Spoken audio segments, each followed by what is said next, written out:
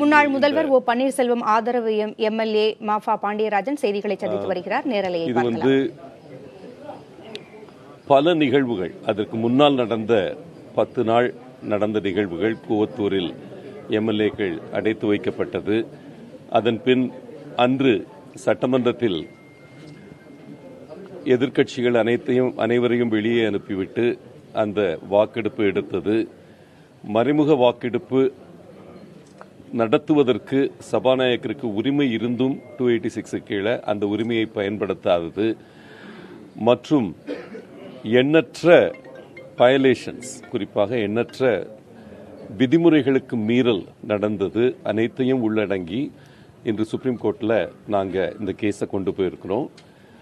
இதில் நல்ல தீர்ப்பு வரும் என்ற நம்பிக்கையுடன் காத்திருக்கிறோம். உங்களுக்கு தெரியும், பலரும் கேள்வி கேட்டிருந்தீங்க, ஏன் நாங்கள் ஹைகோர்ட் போகலை, அந்த மாதிரி கேள்விகள் கேட்டிருந்தீங்க.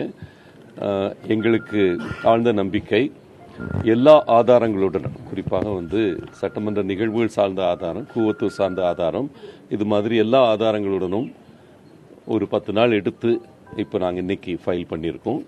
இது வெகு விரைவில் ஹியரிங்க்கு வரும்ன்ற நம்பிக்கை இருக்கு எங்களுக்கு. நல்ல தீர்ப்பு வரும் உச்ச நீதிமன்றத்தில் என்ற எதிர்பார்ப்புடன் இருக்கிறோம். அதே போல எலெக்ஷன் கமிஷன்லையும் நல்ல தீர்ப்பு வரும் என்ற நம்பிக்கையுடன் இருக்கிறோம். உண்மையான அனைத்து இந்திய அண்ணா திராவிட முன்னேற்ற கழகம் என்பது அண்ணன் OPS அவர்கள் தலைமையில் இயங்கும் இயக்கம்தான். அண்ணன் மதுசூதனன் அவர்கள் அவைத்தலைவராகவும் கழக பொருளாளராக அண்ணன் OPS அவர்களும் வழிநடத்தி செல்லும் அனைத்து இந்திய அண்ணா திராவிட முன்னேற்ற கழகமே உண்மையான அனைத்து இந்திய அண்ணா திராவிட முன்னேற்ற கழகம் என்ற தீர்ப்பு சட்ட ரீதியாகவும் அரசியல் சாசன ரீதியாகவும் குறிப்பாக எலெக்ஷன் கமிஷன் மூலமாகவும் வரும் உறுதிப்படும் என்ற நம்பிக்கை உங்களுக்கு தெரிவித்துக் கொள்றேன்.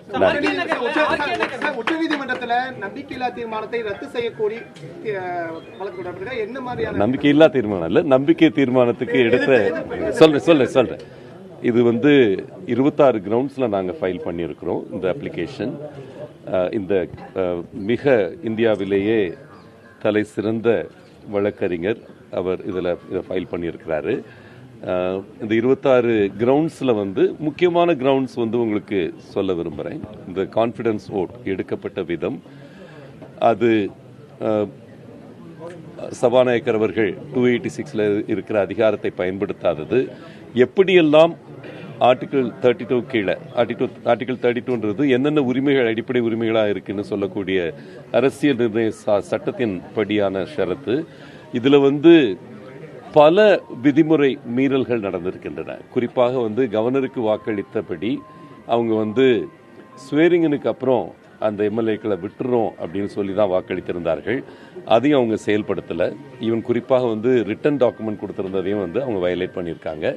இது மாதிரி பல விஷயங்கள் அட்ஜர்ன்மெண்ட் சொல்லி அதற்கப்புறம் அதை மாற்று கருத்து கொண்டு வந்தது, இருமுறை மாற்றி வைத்தது, இது மாதிரி 26 விதிமுறை மீறல்கள் இருக்கிற இந்த நிகழ்வுல இது எல்லாத்தையும் ஒன்னொன்னா நாங்கள் எடுத்து வைத்திருக்கிறோம். கிரவுண்ட்ஸ் நாங்கள் தனியாக உங்களுக்கு பப்ளிஷ் பண்றோம். அந்த கிரவுண்ட்ஸ் வெகு விரைவில் இதை தீர்ப்புக்கு கொண்டு வர அளவுக்கு நாங்கள் அதை ஃபைல் பண்ணியிருக்கோம்.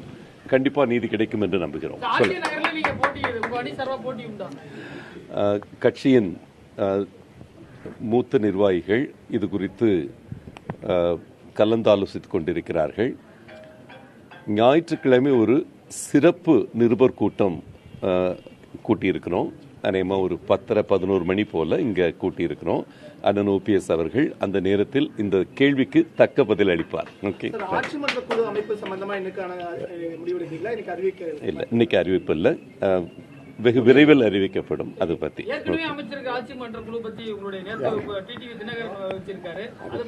அதை நாங்கள் ரெக்கக்னைஸ் பண்ணல. ஏன்னா அவர் துணை பொதுச் செயலாளர் என்பதை எலெக்ஷன் கமிஷனே ரெக்கக்னைஸ் பண்ணல. அதனால நாங்கள் அதை ரெக்கக்னைஸ் பண்ண வேண்டிய அவசியம் கிடையாது.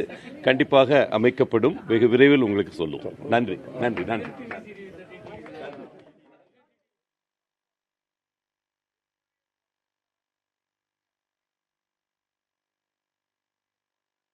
சட்டப்பேரவையில் மறைமுக வாக்கெடுப்பு கோரிய விவகாரம், கூவத்தூர் விவகாரம் உள்ளிட்டவை குறித்து உச்சநீதிமன்றத்தில் பன்னீர்செல்வம் தரப்பினர் வழக்கு தொடர்ந்துள்ளனர். உச்சநீதிமன்ற வழக்கில் நல்ல தீர்ப்பு வரும் என நம்புவதாக அவர் ஆதரவாளரான ஆவடி சட்டமன்ற தொகுதி உறுப்பினர் திரு மாஃபா பாண்டியராஜன் தற்போது செய்தியாளரிடம் சந்தித்ததை பார்த்தோம்.